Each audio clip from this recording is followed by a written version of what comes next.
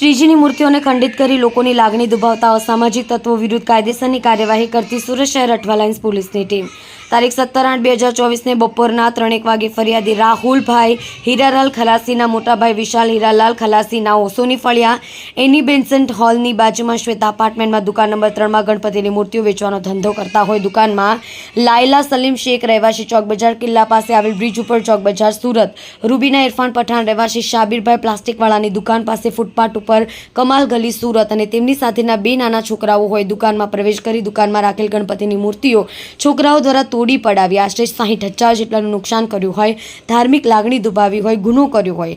લાયલા સલીમ શેખ અને રૂબીના ઇરફાન પઠાણ નામની મહિલા ફૂટપાથ પર રહેતી હોય, ભીખ માંગવાનું કામ કરી પોતાના ગુજરાન ચલાવતી હોય. ગણપતિની મૂર્તિ તોડનાર છોકરાઓ નાની ઉંમરના હોય.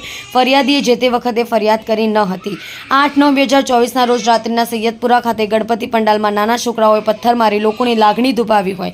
લાયલા સલીમ શેખ અને રૂબીના ઇરફાન પઠાણ ના હોય તેઓની લાગણી દુભાવતા સારું તેમની સાથેના બે છોકરાઓ દ્વારા ફરિયાદીના મોટાભાઈ વિશાલની ગણપતિ મૂર્તિઓ વેચવાની દુકાનમાં પ્રવેશ કરી દુકાનમાં રાખેલ ગણપતિની આશરે 10 મૂર્તિઓ તોડી 60,000 જેટલાનું નુકસાન કરી ગુનો કર્યો હોય. બનાવ બાબતે ફરિયાદી રાહુલભાઈ હીરાલાલ ખલાસી ઉંમર 26 ધંધો વેપાર રહેવાસી ઘર નંબર 2/2016 ખારવાવાડ રુદ્રપુરા સુરત નાઓને 9/9/2024ના રોજ ફરિયાદ આપતા Athwa lines police station part A ગુના રજિસ્ટર 2024 ભારતીય ન્યાય સંહિતા 2023ની કલમ 299, 324(4), 329(4), 54 મુજબ ધોરણસરની ફરિયાદ દાખલ કરવામાં આવેલ છે.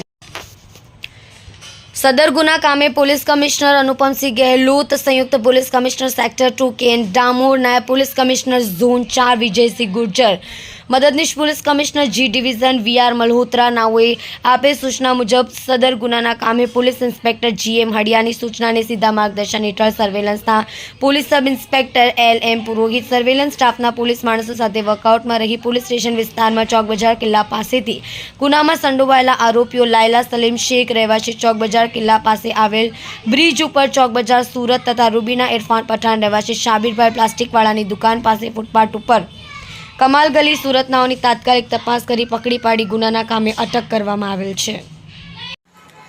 કલ્પેશ રાણા સાથે જોતા રહો ન્યૂઝ 9 ગુજરાતી સુરત.